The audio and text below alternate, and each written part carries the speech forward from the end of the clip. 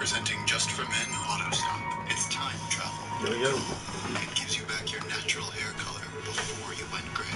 No mix, no mess. Comb in and your natural hair color is back. Lift off. Just for Men Auto Stop.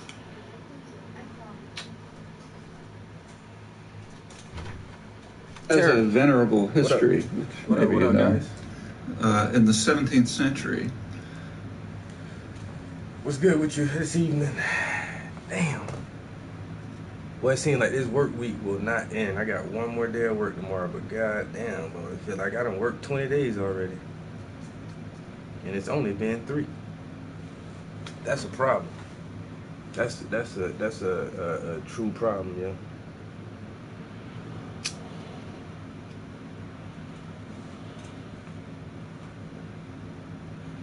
Oh, well, I'm happy to be home. So I'm gonna work on this tattoo. It's getting down to the wire on this project right here.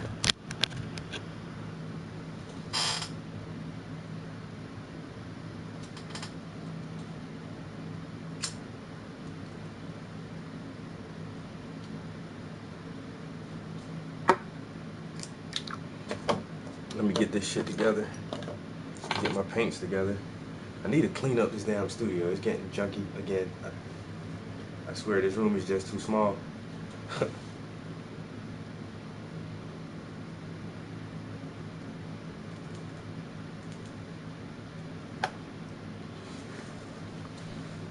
Yo, what's up, guys? Y'all be the first ones in here every time, yo. Appreciate it. I sure appreciate it. Hey, Jessica, what's up, yo? Thanks. I'm gonna work on it a little bit here shortly, and try to get some color on that tattoo, and we getting down to the wire on this one.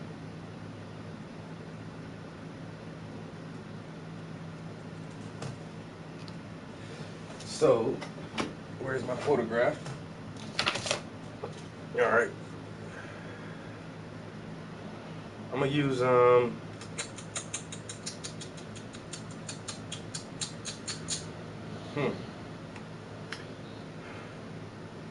want to use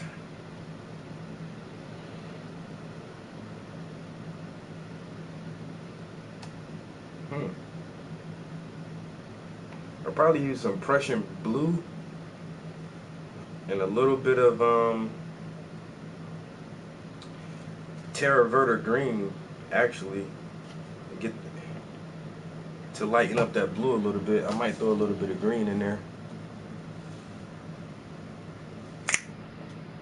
I definitely will. So there was somebody just posted a lecture or a speak from Noam Chomsky. A lot of people don't like Noam Chomsky. I don't agree with everything he says, but I don't agree 100% with what almost anyone says.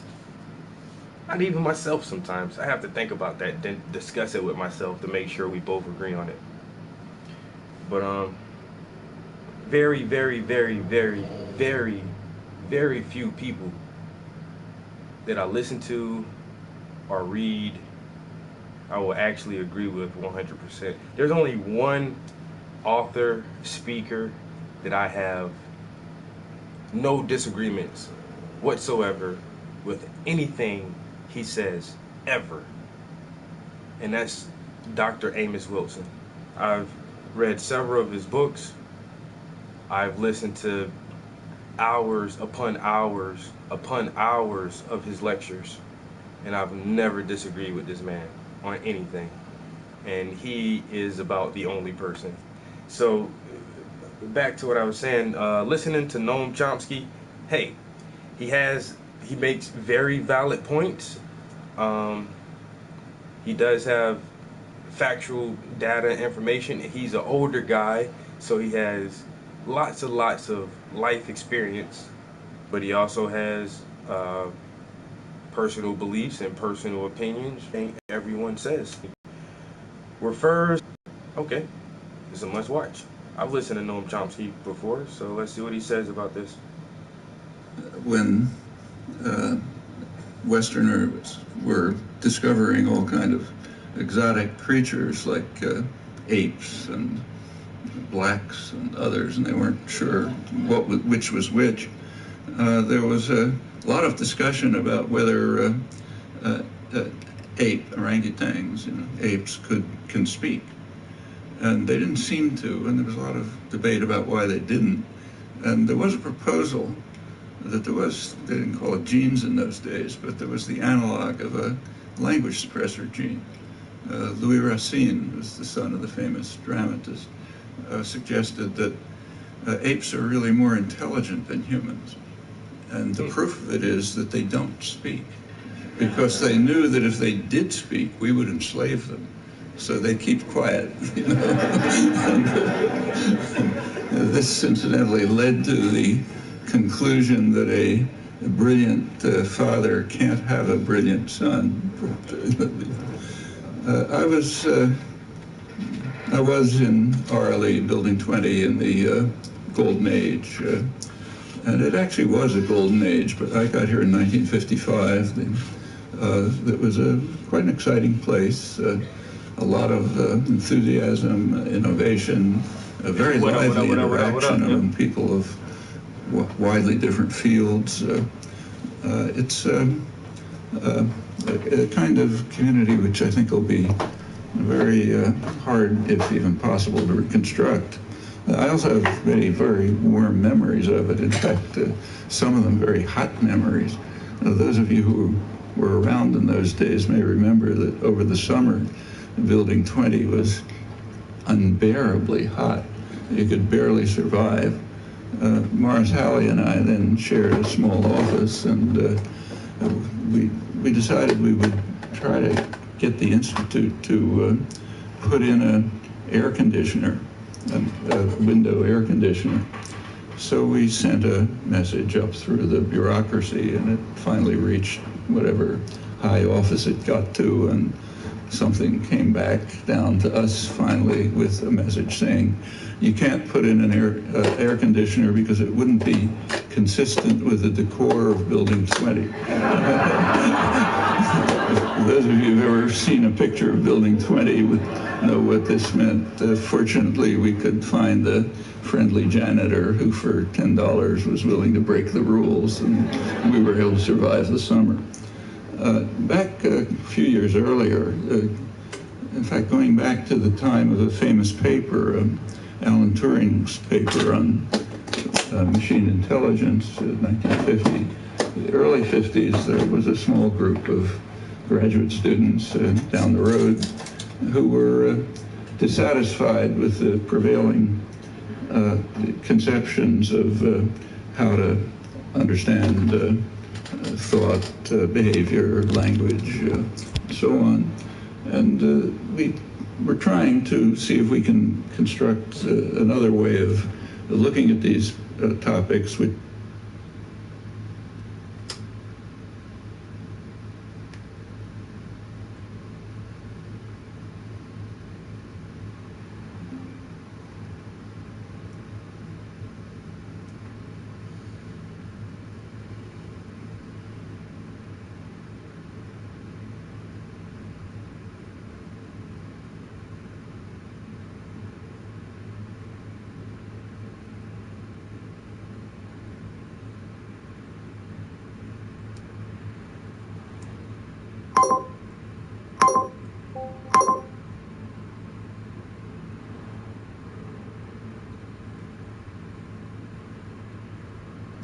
Yeah, I totally forgot to turn the camera around. Dang.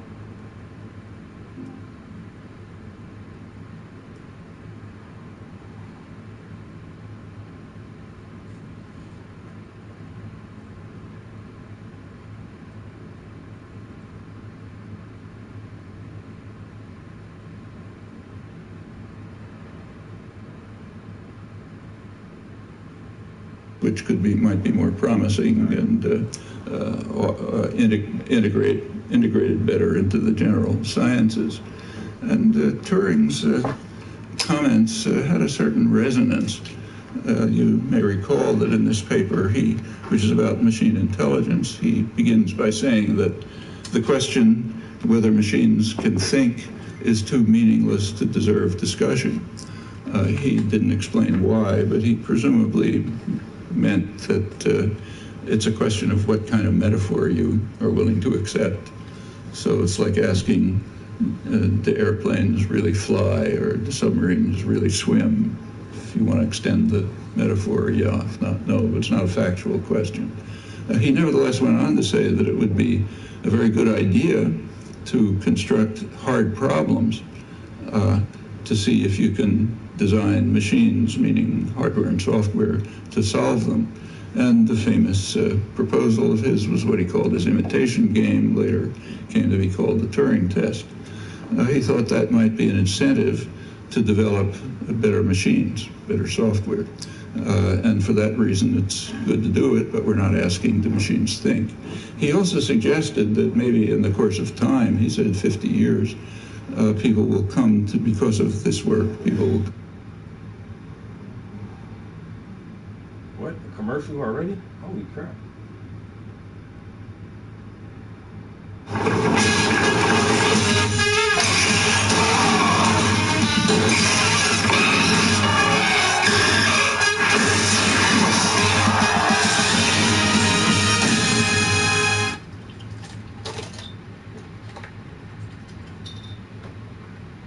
To think about thinking in a different way.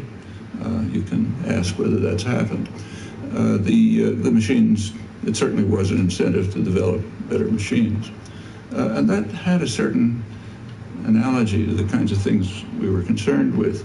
There is, for one thing, because when you look at language seriously, it wasn't really done at that time, unfortunately. You can see right off that it's what each of us has internalized is some kind of computational system, a system which, in fact, determines an unbounded array of structured expressions, each of which has a dual interpretation. It's interpreted by the sensory motor system as some kind of externalization, sound, or we now know other modalities. And it's interpreted at roughly speaking, a kind of a thought system called sometimes the conceptual intentional system, as having a specific meaning, which then enters into planning of action and so on. So that's a computational system, and the constant understanding of computational systems had advanced quite considerably by the mid-20th century, in large part because of Turing's work, and that sort of fit naturally. Also, his provisos made some sense for us. There is a standard question, what counts as a language? And I think Turing's response was accurate. The question's too meaningless to deserve discussion for the same reasons as machines thinking. If you want to call the communication systems of hundreds of species of bees language, okay, you can call it that. That means you're accepting a certain metaphor. If you don't want to call it that, don't. It's not a factual question. The facts of the matter are these systems differ radically. Every animal communication system known differs radically in its basic principles, structural principles of use, others from human language. And human language is, in fact, here it's different from Turing's case, it is, in fact, a particular biological system, one that each of us has internalized, that at its core, a computational system with the kind of properties that I mentioned. And there's no problem here about constructing hard problems to deal with, because it was quickly discovered as soon as the effort to construct such computational systems was undertaken that almost nothing was understood. Everything you looked at was a puzzle. And the more you learn, the more puzzles you discover. That was kind of surprising at the time, because it was assumed, the prevailing conception was that everything was more or less known. There's darn any real problems about language. It's just a matter of, famous version was Van Quine, highly influential philosopher and most influential, whose picture was that the language is just a collection of sentences associated with one another and with stimuli by the mechanism of conditioned response. So all there is to do is just trace the individual cases of histories of conditioned response, and you get the answers. Among linguists, it was very widely assumed that languages can differ in virtually any possible way with virtually no constraints. And the only problem in linguistics, I remember this as a student, was to collect more data from a wider variety of languages and apply to them the techniques of analysis which were assumed to be more or less understood, and that's the field. But nothing could be puzzling. On the other hand, as soon as the effort was undertaken to construct an actual computational system with the properties that I mentioned, it was discovered that everything is a puzzle. Nothing is understood. And some of the puzzles are quite simple, and some of them are still outstanding. What up? So just to be concrete, take the simple sentence, can eagles that fly swim? Okay, we understand it. It means we're asking a question about whether they can swim. We're not asking a question about whether they can fly. But that's a puzzle. Why doesn't the can relate to the closest verb? Why does it relate to the... And we're go for VMA Live performances featuring Kendrick Lamar. More remote verb, one which in fact is closest in a different sense. It's structurally closest. So similarly, we can say are eagles that fly swimming, but we can't say are eagles that flying swim. Now that's a reasonable thought. It's asking, is it the case that eagles that are flying swim? But somehow we can't say it. The design of language prevents us from articulating a perfectly fine thought except by paraphrases. And there is a question why that should be true. From a computational point of view, computing the closest verb, computing linear order and linear closeness is far simpler than computing structural closeness, which requires complex assumptions about the structure of the object. So there's a puzzle. The puzzle had been around for thousands of years, except nobody thought it was a puzzle.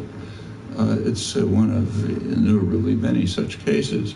I shouldn't mention that in the last couple of years, sort of a substantial industry has developed to try to deal with it on computational grounds. I won't talk about that. I don't think it gets anywhere. But it's a real puzzle. And furthermore, that principle of using structural distance but not linear distance is all over the place. You find it in structure after structure in all languages, and it seems to just be some universal property of language, and a very puzzling one. Well, discoveries of that kind are kind of reminiscent of the earliest moments of modern science. Go back to, say, 1600. For thousands of years, scientists had been quite satisfied with an explanation for such things as why stones fall down and steam goes up. They're seeking their natural place. End of that story. When Galileo and a few others allowed themselves to be puzzled about that, you start getting modern science. And I think that continues. The capacity to be puzzled about what looks sort of obvious is it's a good property to cultivate. And it's an awakening, and that began at that time. And it turns out there's enormous linguistic evidence that this is the way things work. There's also, in recent years, some evidence from the neurosciences.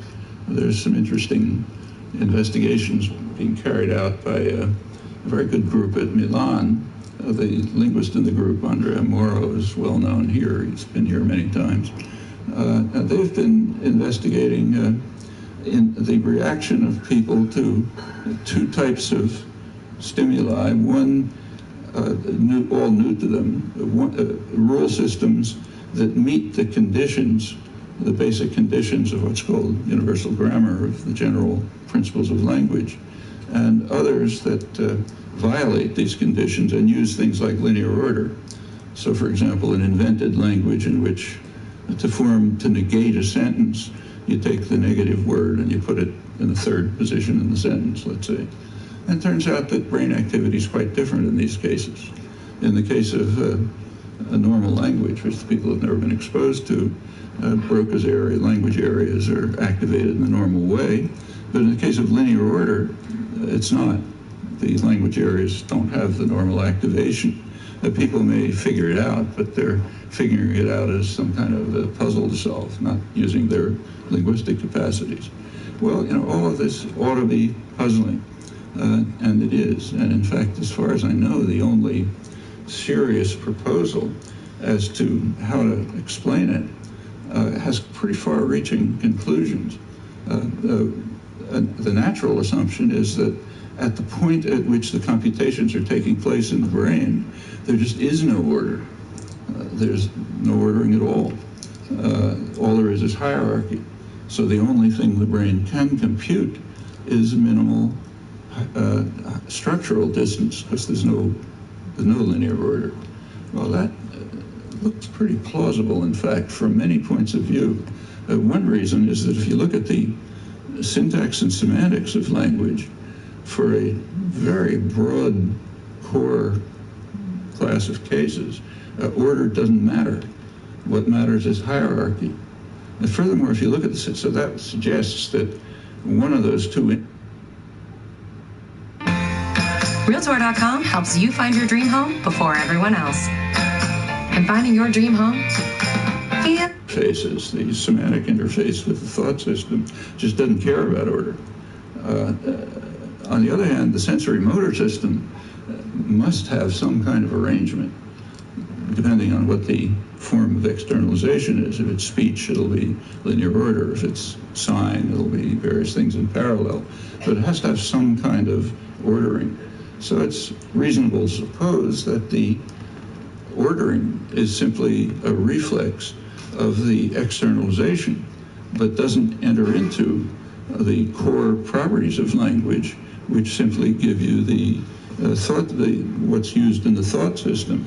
That effectively means, if it's correct, and it seems to be, that in the informal sense of the term design, no designer, but in the informal sense of the term design, language is designed for thought and not for externalization.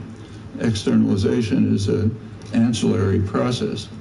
And that would mean, incidentally, that communication, which is just a special case of externalization, is an even more ancillary process, contrary to what's widely believed. That has significant implications for the study of evolution of language. I won't go into them, but you can think them through. And for the nature of design of language. Well, there are other kinds of evidence that lead to similar conclusions. It says a lot about the architecture of mind, if this is correct. For example, one class of cases is there's kind of a ubiquitous phenomena in language of sometimes called displacement. You hear something in one position, but you interpret it somewhere else. So if you say, what did John see? You have to interpret the word what in two positions, where it is, where it's kind of an operator, asking some question about what person or something like that. And also in another position as the object of see, just as in John saw, the book or something, where it's getting its semantic role as the object of the verb. It's got to be interpreted in both positions. It's as if the mind is hearing something like, for which thing X, John saw X, where the for which thing is an operator ranging over the variable. That shows up in other ways. That unpronounced element for the mental processes that are tenses like, say, we're like to see each other. Down in between in the right position, it wouldn't work. So if you say the men expect Mary to see each other, then that somehow breaks it up. Each other can't go back to the men. Well, what about who do the men expect to see each other? Well, that's like the men expect John to see each other. Each other doesn't go back to the men, but there's nothing there in the form that you hear. It's just like the men expect to see each other. Well, that suggests strongly that the mind is actually hearing, interpreting, for which a person X, the men expect X to see each other. And that X is like John when you pronounce it. And things like that can get pretty complicated. So if you take a sentence like, say, they think that every artist likes one of his pictures best, like maybe the first one he painted. If you take one of his pictures and you ask a question about it, so which one of his pictures do they expect every artist to like best? The answer would be, well, his first one. Even though which of his pictures is not in the right position to be bound by the quantifier every. And that becomes clearer if you make a different question. Suppose you say, which of his pictures convinced the museum that every artist paints flowers? Well, there's no relation between every and his there, though it's structurally, if you think it through, about the same as the one that works. There's really only one plausible interpretation for that, and that is that the phrase, which of... Oh my God, why are there so many commercials on YouTube today? What the heck? Presenting Just for Men Auto Stop. It's time travel in a comb. It gives you back your natural hair color before you went gray. No mix, no mess. Comb in and your natural hair color is back. Lift off. Just for Men Auto Stop. Pictures is actually appearing twice. It's appearing where it's getting its semantic role as the object of like, and it's appearing where it is being interpreted as an operator ranging over the variable. These examples proliferate into pretty complicated cases when you look at them closely. Turns out, interestingly, that all of this follows if you develop an optimal computational system, the one that meets the condition of perfect computational efficiency, has the least possible computational operations. Then it turns out that what goes to the mind ought to have all these copies. They don't get erased. On the other hand, what goes to the mouth has them all erased, except for one, tell you that it's there. That turns out to be optimal computation. But that has a consequence. It means that optimal computation, the core of language design, is oriented towards the meaning. The mapping to the transformation change to what comes out of the mouth is causing communicative difficulties. Anyone who's ever worked on a parsing program, trying to figure out how to mechanically interpret what a sentence structure and meaning of a sentence, knows that one of the hardest problems is what's called filler gap problems. You hear the word what at the beginning of the sentence, and you got to find where is the gap, the unpronounced element that this what is related to. If you pronounce them all, that wouldn't be a problem. Most of the cases would be solved. But efficient computation. Selwyn, I wasn't even going to reply to your comment, but I don't know. I like talking to people like you because you're so confused and you don't realize how confused you are, which confuses me. Like, I don't understand how you can't understand that you don't understand you're not understanding. You're dealing with several unknown unknowns, but you attempt to make some type of statement to, I don't know, voice your opinion, or I don't know what are you trying to actually accomplish. But for one, you're in my stream. So wait a minute. So you're looking through live streams, you see this black dude with dreads So you say, let me check this out. Apparently it's something you disagree with. So instead of saying, fuck this shit, let me find something else. You say, you know what? I'm gonna pick up my controller and tell this dude something. Turn this mind rot off. First comment. Okay, so I'm listening to Noam Chomsky talk about the linguistics and computations of language, origins of language, and how it differs from actually speaking language and thinking a certain idea or concept. And then you say, you fucking devils cannot put a decent stream on to save you. Very confusing. So I'm a devil, right? But I can't put a decent stream on, yet you're watching my stream long enough and to the point where you made 2 comments. But I can't put a decent stream on. And I'm a devil because I'm listening to an old white guy give a lecture. Which is mind rot. Yeah, you're all over the place. You have no idea what the fuck you think. You think you understand what you're thinking, but you're not thinking at all. Obviously. You put no thought into your little troll comments. And it sounds fucking ridiculous. Now everybody who watches this stream will know that Swellen Smith is a fucking dumbass. And he obviously has no clue as to what the fuck comes out of his mouth. But this is art and education, and you did make 2 comments, so obviously you're engaged in the stream. This is probably the most entertaining thing you can watch right now. So if you stick around, you get a little bit more of this art, a little bit more of this education. It probably won't do a whole lot for you, but at least you won't be trolling other people with random ass, dumb ass comments.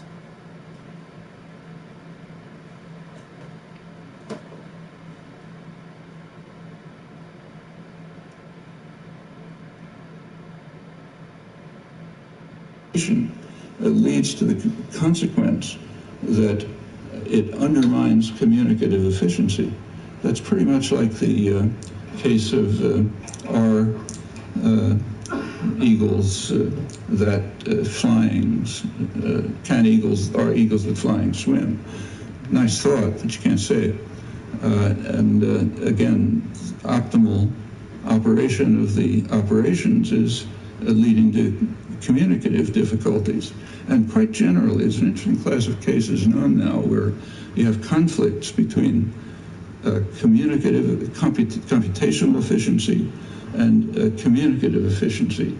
And computational efficiency wins hands down in every case that's understood, which again suggests that the design of language is really for meaning. It's for semantic and intentional interpretation, how to organize speech acts and so on, and that the externalization of it, the fact that it sort of appears in the outside world somehow, is just a secondary process, communication, tertiary process.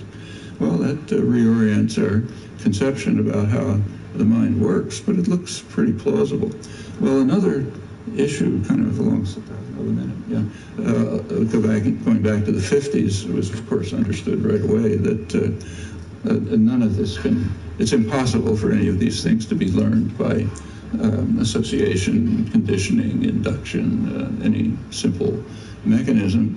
So it must be the case that these examples of the kind that I mentioned, which are known very early by children, very little evidence, they must result from the other 2 possible factors in development. One of them is some genetic endowment, which is a species property. Apparently all humans share essentially the same endowment. No group difference is known. So that's one. And the other is just laws of nature.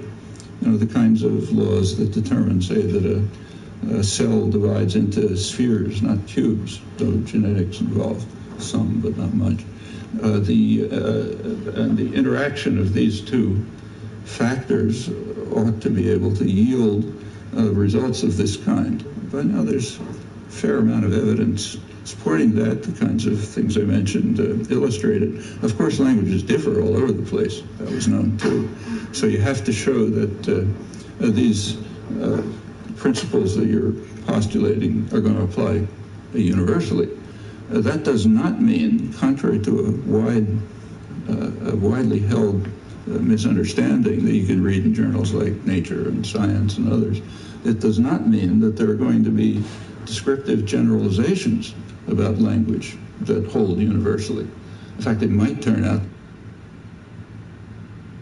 What's a super easy way to tell that your bed is awful? The raw egg test. Let me prove it. No descriptive generalizations at all, and you have a very rich genetic structure. It's not the case, but it could turn out. Because the things that you see are reflections of internal processes that are going on that meet other conditions, like efficient computation. But it must be somehow you got to apply it to everything. Well, in the 50s, in the golden age, a few languages were studied, the ones that people knew in orally at that time. Actually, one of the first extensive studies was on an American Indian language, Hidatsa. The first dissertation in the department, actually it was in the EE department because we didn't have a formal department then, it was on Turkish. There was, of course, work on English. Morris Halley was working on Russian. By the 1960s, as the department developed and people came in from all over, the range of languages investigated expanded enormously. In the 80s and since, it's just exploded. There's now intensive investigation of languages of a very wide typological variety, all kinds of new problems being discovered, sometimes new answers, sometimes they lead to further problems and so on.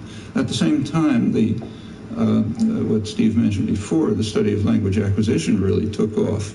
Actually, Steve's work was part of the early work on this in the 80s, that based on trying to discover how the options of variation of language, which is all that has to be picked up by a child, the rest is fixed, how those are set on the basis of data, and by now quite a lot of work on that.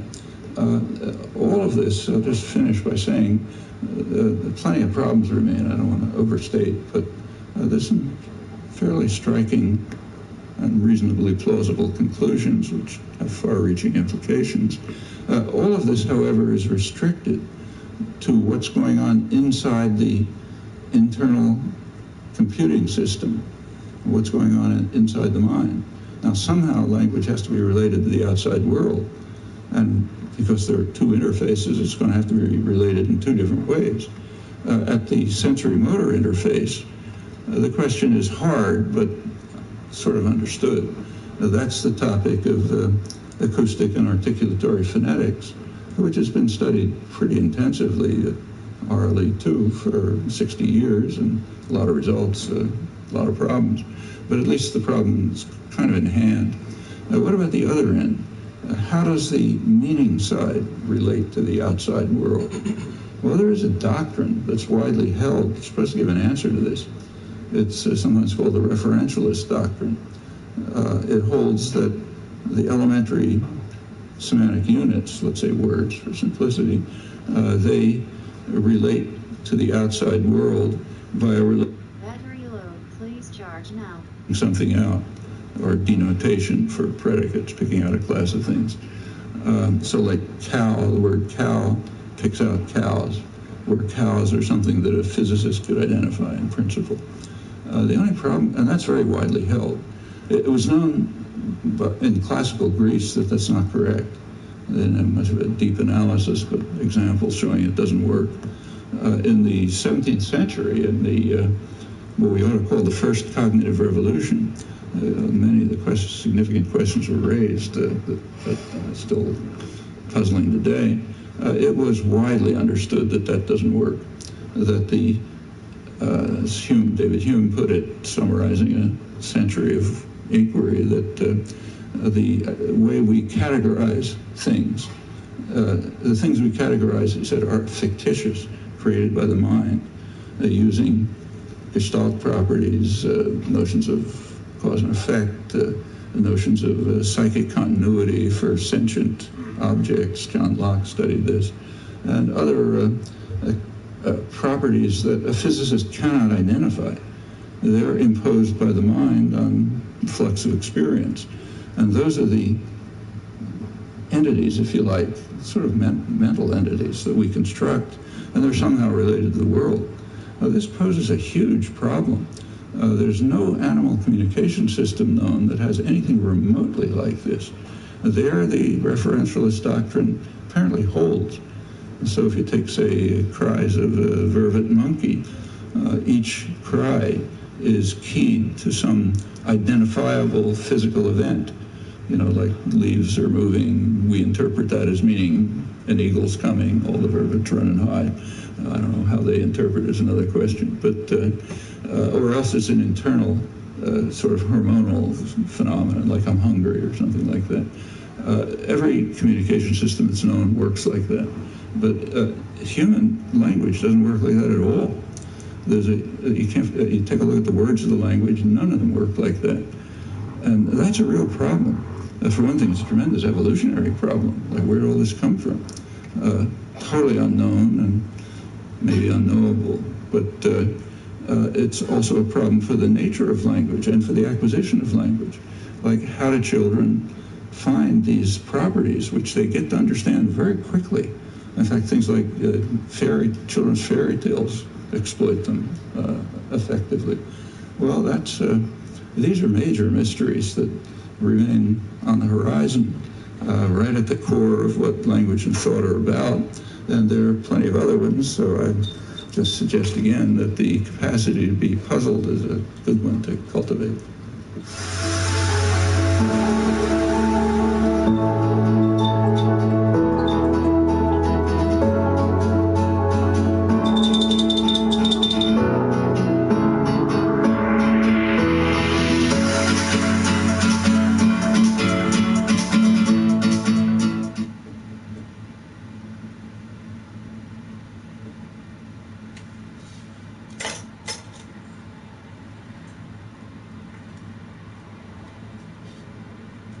Welcome to those here in the Great Hall, to those in the Common Centre, to those in Queens, where we are live streaming this evening.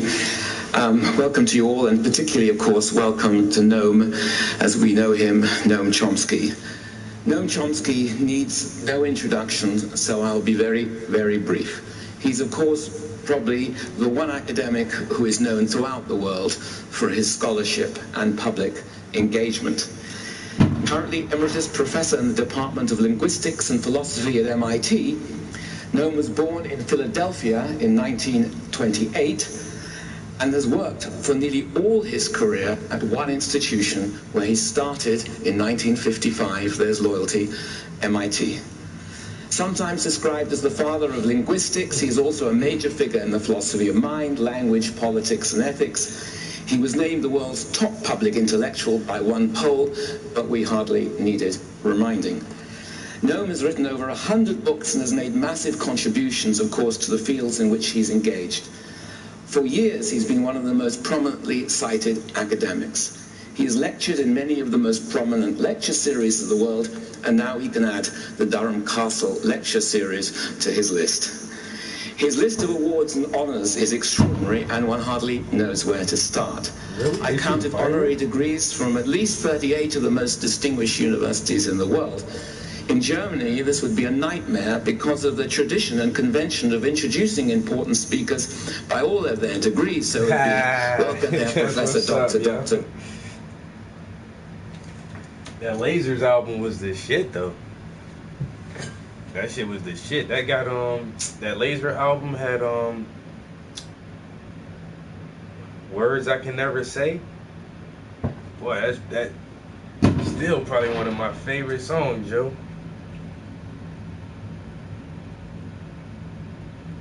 How much does it really take to make a full clip?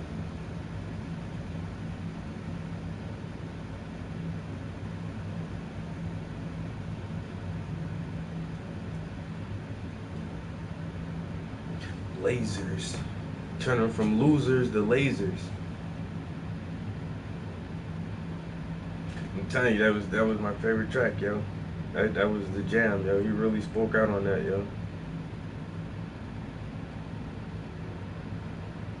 It had Bright Lights,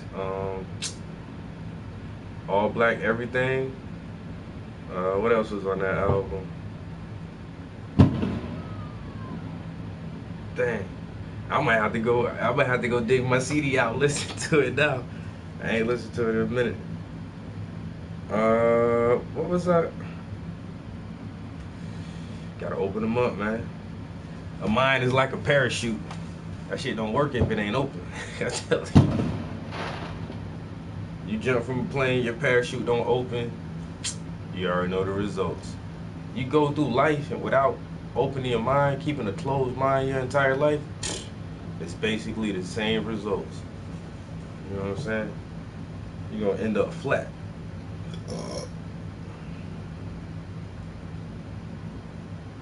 Oh, I think I was gonna check my text message real quick.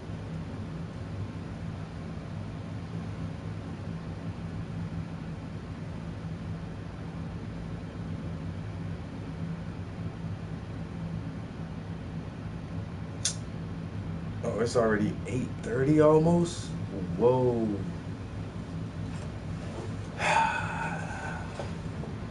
Yo, J Love, where you been at, man?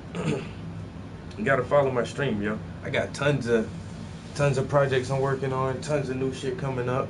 This is a commission that's almost finished. The last thing was this tattoo.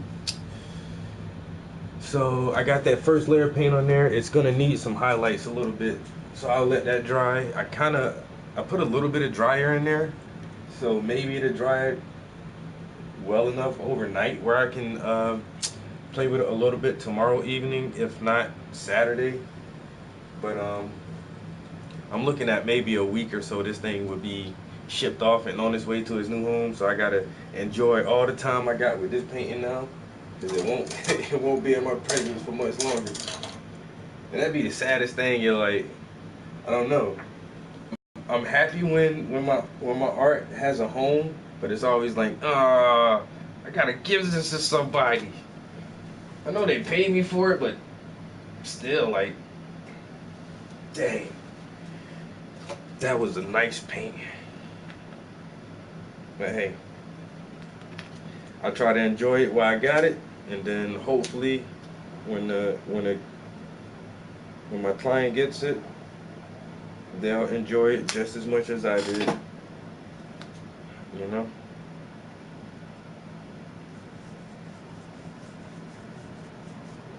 Art is meant to be enjoyed.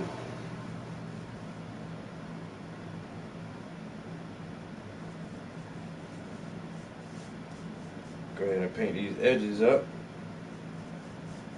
That way, like I said, if she wants to frame it, no problem. But you know, if you don't want to frame it, this canvas is big and wide, and it looks decent even without a frame, just because how wide it is on the side.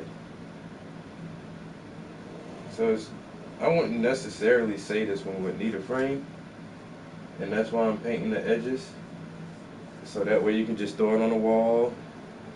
It doesn't have the white edges on it. It's colored all the way around, and it looks fresh. Fresh, nice and neat.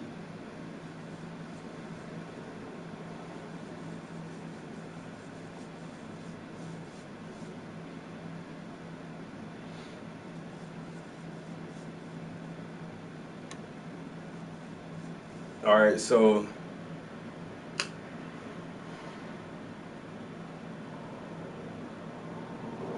polo music. That's bro. I got money. Bro. That's what's up. Yo, if you want something, just hey, whatever. So we just listened to Noam Chomsky talk about language and how it differs from what we think and what we say, and basically trying to figure out why is it like that. And so he gave a really good talk on. It was kind of brief, but it was still good on language. So let's listen to what Lupe Fiasco has to say about language.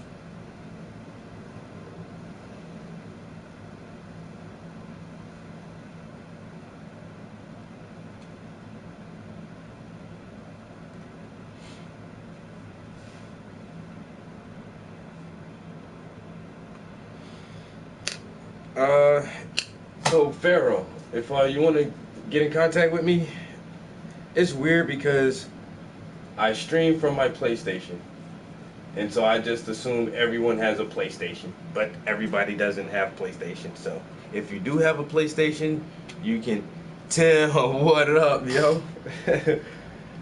Yo, what's good, man? So if you do have a PlayStation, you can definitely contact me on PlayStation Network. Obviously, you can see my tag through my stream title. If you don't have a PlayStation, you can contact me on Facebook or Instagram at Paintings by the Prince. Yes, everyone knows that my real name is Prince, so it's not some phony moniker or anything like that. But check me out, Facebook, Instagram, Paintings by the Prince. If you're not on social media, you can definitely hit up my website at travisprince.blogspot.com or email me at travisprince81@yahoo.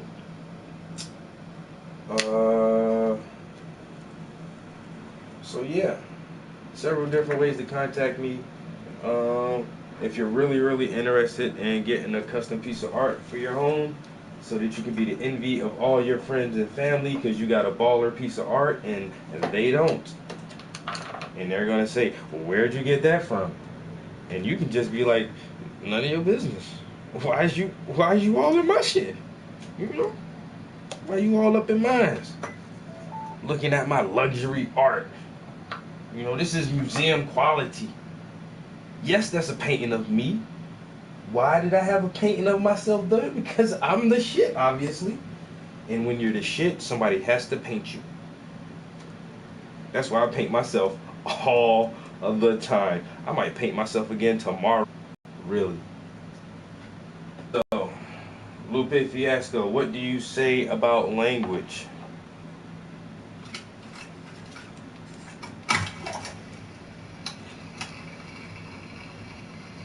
I was born in a small village. I was still a child when we were raided by soldiers.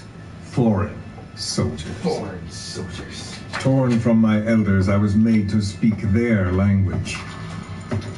With each new post, my masters changed, along with the words they made me speak. With each change, I changed too. My thoughts, personality, how I saw right and wrong. Words can kill. Time and again, the country was ruled by a foreign tongue. When he was a young boy, he lost his native language, the bedrock for any developing child. His country, his family, his face, his identity, everything was stolen from him. Meet me on the corner, I'll be waiting on you. 1,000 years of better writings if I ever fight it. All my feathers fall from out of heaven. Fight without a weapon, life without a lesson lost. I'm my own boss, pay my own costs, fill my own goals, in my own hopes. Tired of all of this, wish I had a switch, one kiss, then you cut me off. Knowledge is the power, college is for cowards, hollering for hours, swallowing the sour skin, stuck around the rims, kicking in on a life so sweet. The other side made it, why don't we? Since ancient times, every civilization's ruler has had the same idea. When people unite under one will, they become stronger than the sum of their parts. And what do rulers use to bring people together? Language. This world will become one. I have found the way. Race, tribal affiliations, national borders, even our faces will be irrelevant. The world that the boss envisioned will finally become a reality. and it will make mankind whole. I'm a friend in the words, I'm a worse, and in words take away the pain, take away the hurt, make a way to make a change, make it sane. Especially plan on staying on this earth, low to the lows, high to the highs, highest to the sky, strive to revive, dying to survive, pool full of cries, but it's cool, I'm still alive. And every breath is every left soul, and the family never kept whole. In the slum on a quest to be the best at being less, never let go. The best grow to the next level. And it seems what it means to do the right things, not to be a good king, but the best devil. So it's horns from the crowns, torn from the ground, rose by the roots, stone from the roofs. On parade days, look at them rain down. I was brought here a slave, but I leave here a pharaoh. America is a country of liberty, a meeting of immigrants. Instead of simply assimilating, its citizens live alongside others. So the Major sought a system that used information, words, to control the subconscious. In his eyes, the greatest symbiotic parasite the world's ever known isn't microbial. It's linguistic. Words are what keeps civilization, our world, alive.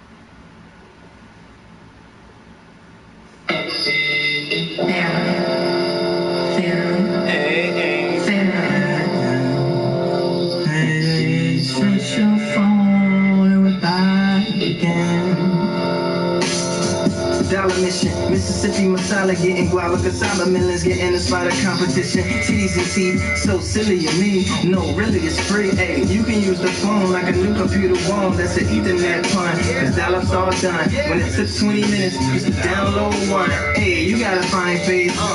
Also a diamond, you're behind glaze. Can I find some time space to find base kinds of rhymes to describe how your design great? And maybe remove the mind free.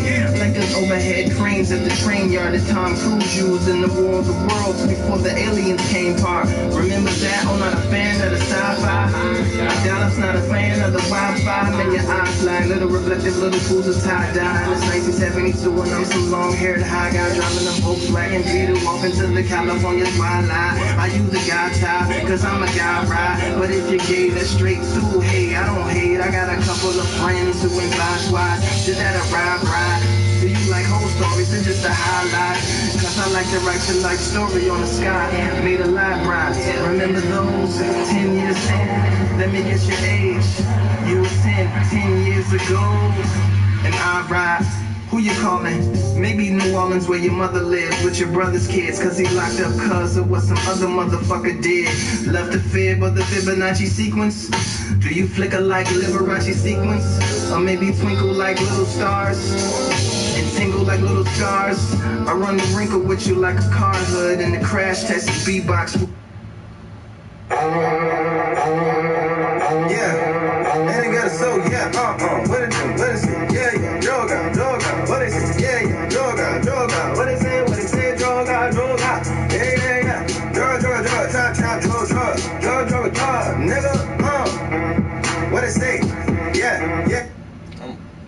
I think you put out a new album, yo, what the hell? Alright, I'm gonna have to listen to that later. Alright guys, it's 8:30. I need to end the stream so I can give you some dinner and get ready for this Last day of work, oh my god. But I did get some stuff done this evening. So that tattoo is on the verge of being complete, and working on filling in the edges so that they're not plain and white. But dang, I don't know if I'll stream tomorrow night. But let's see. Dang, then Saturday I might be busy. Well, all you guys follow the stream anyway, so just stay posted. I'll definitely get a couple of streams in this weekend.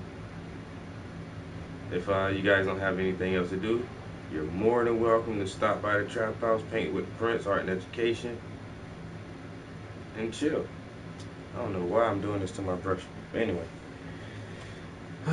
Alright guys, I sure appreciate everybody stopping by, checking on me, saying what's up, you know what I'm saying? All the great compliments, all the awesome comments, even that one goofball who came here and said some really weird stuff.